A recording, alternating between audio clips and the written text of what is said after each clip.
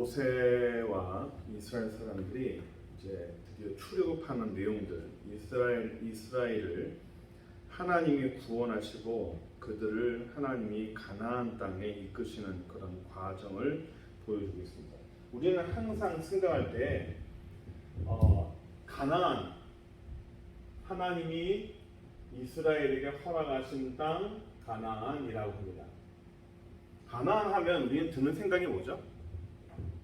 성경의 가나안에 대한 이미지, 여호수아나 신명기나 이렇게 출애굽 볼 때 하나님께서 약속하신 가나안 하면 가나안에는 젖과 꿀이 흐른다라는 거예요. 가나안에 젖과 꿀이 흐르는 땅이다라는 이런 이미지가 있어요. 그래서 이스라엘 사람들은 40년 동안, 광야 40년 동안 어디를 바라보고 갔냐면 바로 이 가나안을 바라보고 갔어요. 하나님이 약속하신 땅 가나안. 그 땅에는 젖과 꿀이 흐르는 땅이다. 젖과 꿀이 흐른다는 얘기는 그 이스라엘 사람들이 그 양젖을 먹잖아요. 양의 젖. 항상 양의 젖으로 만든 뭐 치즈나 이런 우유나 이런 것을 먹잖아요. 그리고 지금도 유목민들은 뭐 말을 키우거나 양을 키우거나 어떤 그 소를 키우거나 이 유목민들은 전부 다 그들이 육식을 하고 또 그 우유에서 나오는 모든 걸 다 먹어요. 그러니까 양들을 데리고 다닐 때 힘들이지 않고 젖을 먹을 수 있다는 거예요. 힘들이지 않고 젖을 먹을 수 있고 또 한 가지는 꿀을 먹을 수 있다. 꿀은 어디서 나오냐면 꿀이 어디서 나오죠? 벌? 예, 벌은 어디서 채집하죠? 벌은 꿀을 어디서 채집하죠? 꽃이에요. 꽃이 있어야 꿀이 있어요. 꽃이 있다는 얘기는 식물이 많이 자랄 수 있다는 것이에요. 식물이 많이 자라야 꽃이 있어요. 사막 기후나 건조한 곳에는 꽃이 없습니다. 꽃은 넉넉한 지역이 돼야 돼요. 넉넉한 지역이 있어야 그래야 꽃이 피어요. 물론 선인장에도 꽃은 핍니다. 근데 그 선인장 꽃과 일반 꽃은 달라요. 꿀을 함유한 그런 꽃은 마른 땅에서는 안 돼요. 넉넉한 물도 많고 숲이 이렇게 우거진 곳에 있는 그런 곳이라야 꿀이 나와요. 그러니까 결국 꿀이 있다는 얘기는 나무가 있고 풀이 있고 숲이 우거진 곳이라는 것이에요. 그러니까 가나안이라는 것은 먹을 것이 넘쳐나고 꿀이 있는, 그러니까 벌도 있고 꽃도 있고 아름다운 곳이라는 거예요. 결국 꽃이 만발한 곳에 이 가나안이 있다는 얘기예요. 그래서 시편 23편에도 하나님께서 우리를 푸른 초장으로 인도하신다고 그랬죠. 푸른 초장. 이 푸른 초장은 풀이 많은 넓은 곳이에요. 이 풀이 많은 곳에 꽃도 나는 거예요. 이 젖과 꿀이 흐른다는 것과 푸른 초장이라는 건 같은 개념이에요. 그런데 실질적으로 한번 우리가 생각해 볼게요. 이스라엘 땅이 젖과 꿀이 흐르는가? 젖과 꿀이 흐른다라고 하면 그냥 뭐 우리가 흔히 얘기하듯이 풍족하고 또 뭐 아주 뭐 먹을 것이 아주 많은 넉넉한 그런 공간, 그런 땅인가? 여기가 그런 땅은 아니잖아요. 가나안이 그런 땅인가요? 이스라엘 땅이? 이스라엘 땅이 진짜로 먹을 것이 넘쳐나고 뭐 꽃이 많고 꿀이 많고 먹을 것이 아주 넘쳐나는, 살기 아주 풍요로운, 풍족하고 풍요로운 그런 땅인가? 아니에요. 전혀 아닙니다. 이 땅은 거의 사막이에요. 거의 사막. 그러니까 뭐 우리나라 강원도, 경상남북도가 좀 넓은 그런 땅인데 그 땅 가운데서 숲풀이 있고 풀이 있고 나무가 있는 것은 한 10%? 10에서 10%도 안 되겠다. 한 10% 정도? 이 정도밖에 나무나 풀이 없어요. 나머지는 다 뭘까요? 나머지 거의 대부분 뭐 80에서 90% 정도는 다 사막이에요. 광야입니다. 광야. 우리는 광야를 못 봤지만 이스라엘 이쪽 중동에는 그냥 사막이에요. 모래사막 말고 돌사막. 그러니까 전부 다 산인데 산에 초록색깔이 아무도 없어요. 산에 초록색이 아무것도 없고 전부 다 누런 다 돌이에요. 돌과 바위. 깨면 깨지는. 그러니까 아무것도 없는. 황량해요. 황량해. 풀이랑은 아무것도 없어요. 거의 대부분 사막이에요. 갈릴리 지역에 조금, 그 호수 주변에만 조금, 산에 조금 없어요. 그러면 이스라엘 땅이 과연 진짜로 젖과 꿀이 흐르는 땅인가? 왜 이게 젖과 꿀이 흐르는 땅이랄까? 우리가 볼 때 이게 시각의 차이인데요. 우리 입장에서 보면 가나안은 젖과 꿀이 흐르는 땅이 아니에요. 다 사막이죠. 하나님께서 넉넉한 지역도 많은데 왜 굳이 이렇게 척박한 땅을 보냈을까요? 근데 이 아프리카 아라비아 반도고 이 시나이 반도고 이렇게 인도 이렇게 있잖아요. 이 시나이 반도 위에 이스라엘이 있는데 이스라엘 사람들이 이 시나이 반도를 40년간 통과했어요. 그러니까 시나이 반도, 시나이 그 사막, 시내산 있는 그 시나이 반도 여기를 40년 있었잖아요. 40년. 사막에서 한 민족이 40년 있었어요. 뭐 수십 명도 아니고 수십만 명, 수백만 명. 그러니까 실질적으로 이건 거의 불가능한 일이고요. 과학적으로는 절대로 될 수가 없어요. 이 많은 사람들을 먹일 수가 없습니다. 먹일 수가 없어요. 먹일 수가 없고 물도 문제예요. 다 죽어요. 근데 하나님이 40년 동안 이스라엘 사람들 살렸어요. 진짜 기적 같은 일이에요. 그럼 이 사람들은 본 게 전부 다 사막이에요. 눈으로 보는 게 전부 사막입니다. 하루 종일 아침부터 저녁까지 초록색이라는 걸 못 봐요. 아침부터 저녁까지 전부 다 광야예요. 가도 사막이고 올해도 사막이었고 내년에도 사막이었고 그 다음 해도 사막이에요. 항상 사막입니다. 항상 광야예요.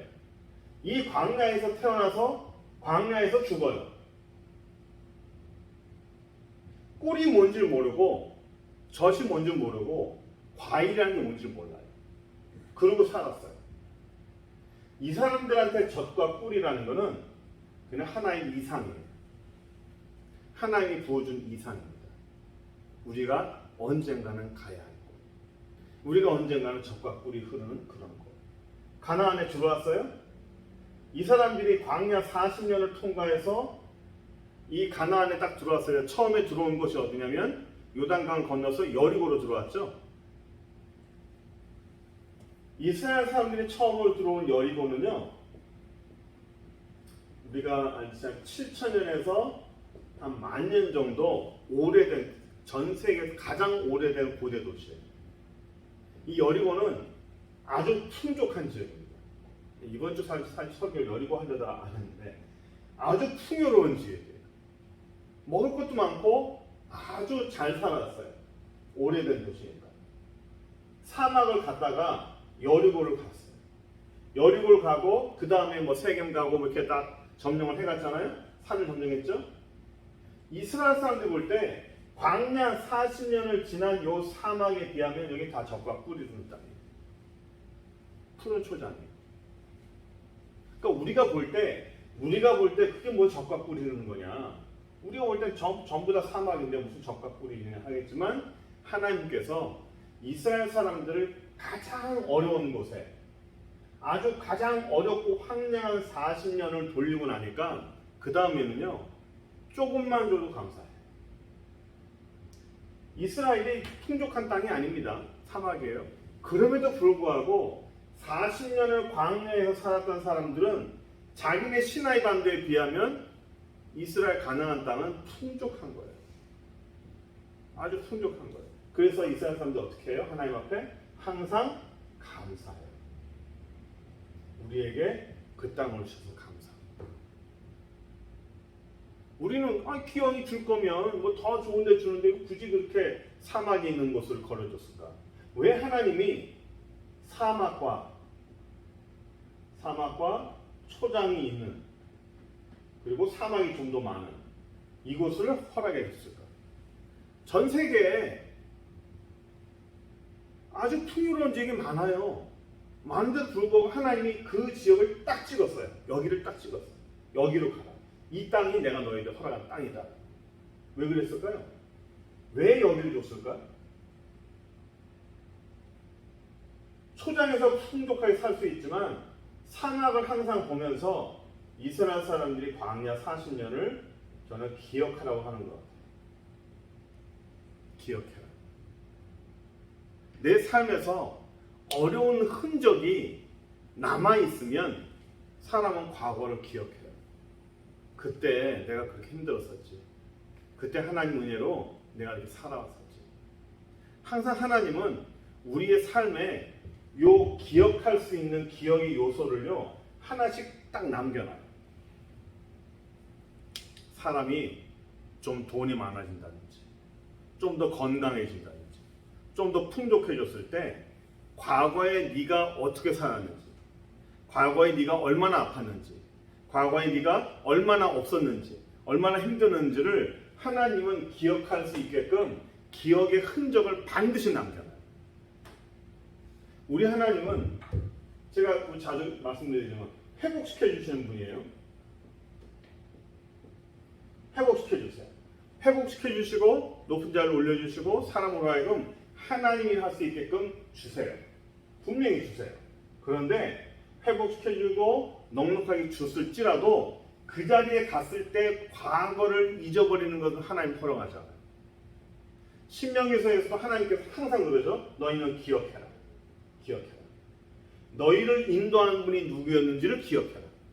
광야 40년을 어떻게 왔는지를 기억해라. 왜요? 기억을 안 하면 기억하지 않은 백성은 미래가 없어요. 하나님이 내 과거를 어떻게 인도하셨는지, 내가 과거에 하나님 앞에 얼마나 불순종해서 내가 힘들게 당했는지를 사람들로 하여금 알게끔 하세요. 성경이 우리에게 주어진 이유가 뭐죠? 과거를 기억하라는 거예요. 과거에 있었던 그 모든 일들 시행착오를 기억해서 앞으로는 실수하지 말라는 거예요. 하나님을 찬양하라. 그래서 우리 마음 가운데도, 우리 인생 가운데도 하나님은 우리의 삶에 이 흔적, 이게 저는 다 있다고 봐요. 흔적이 다 있다고 봐요. 사람들은 흔적을 상처라고 생각하는 경우가 많아요. 상처, 나 옛날에 과거에 아팠던 그런 기억들, 아팠던 기억들을 상처라고 생각하는 게 아니라 그건 상처가 아니고 하나님이 나를 사랑해 주시고 나를 과거에 어렵게 해줬던 그 모든 기억들, 그 기억이 남아있던 흔적이에요. 그 흔적을 우리는 잡고 있어요. 그래서 앞으로 하나님이 멋진 직장을 주든지, 또 돈을 많이 주든지, 또는 명예를 많이 주든지, 이제는 건강을 회복하든지, 내가 무언가를 갖고 싶고 내가 얻고 싶고 뭔가 도달하고 싶은 게 있잖아요. 그때에 도달했을 때 내가 과거에 얼마나 힘들었는지, 과거에 내가 얼마나 없었는지, 과거에 내가 얼마나 미약했는지, 과거에 내가 얼마나 아무것도 아니었는지를 하나님은 뭐 하기 원해요? 기억하기를 원해요. 기억. 그래서 그 하나님의 흔적을 우리에게 반드시 남겨놓으세요. 기억할 수 있게끔. 그 흔적이 뭔지는 몰라요. 사람마다 다 다를 거예요. 하지만 이 흔적을, 기억의 흔적, 이 흔적이 상처일 수도 있고 아픔일 수도 있고 과거에 있었던 기억일 수도 있고 여러 가지 것일 수 있어요. 그러나 그 흔적을 남겨서 기억해서 하나님 나와 함께 하셨다. 하나님 내 인생과 함께 하셨고 그때에 내가 나와 함께 하셨던 하나님이 지금 나와 함께 하신다. 그래서 이 흔적을 보고 이 기억을 보고 사람이 교만하지 말아야 돼요. 이 흔적을 보고 이 기억을 보고 사람이 함부로 울리거나 함부로 만홀히 열리거나 그렇게 움직이면 안 돼요. 그래서 우리 하나님께서 옛날에 제가 한번 하나님 앞에 오랫동안 기도한 적이 있어요. 왜 굳이 이런 40년을 우리 사람에게 자꾸 주십니까? 왜 사람에게 고통이라는 걸 주십니까? 하나님 저 몰라요? 제가 했어요. 저 몰라요? 나 잘해요. 주심 전 잘합니다. 성실합니다. 저 마음이 그렇게 악한 사람이 아니에요. 저 주시면 하나님 앞에서 잘합니다. 나 못 믿어요. 나 좀 믿어봐요. 나 잘해요. 했는데 진짜로 전 막 그랬어요. 오랫동안 기도했어요. 그러니까 이 모든 인간 세상에서 나타나는 이 모든 것을 뭐 믿음으로는 이해를 해요. 믿음으로 이해하는데 이런 거 있잖아요. 굳이 그렇게까지 하실 필요 있는가? 사람이 고통당하는 걸 즐기는 분인가? 라는 그런 생각까지 했었어요. 굳이 왜 그렇게 사람 고통을 주시지? 뭐 하나님이 우리를 겸손하게끔 하기 위함이다. 물론 그렇게 말하면요, 뭐 할 말은 없어요. 그러나 그렇게 안 해도 사람으로 하여금 겸손을 하게끔 만들고 여러 가지 것을 다 할 수 있는데 불구하고 왜 이렇게 하셨을까? 라고 했을 때 하나님이 저한테 한 단어로 만들어 말씀해 주시더라고요. 사람이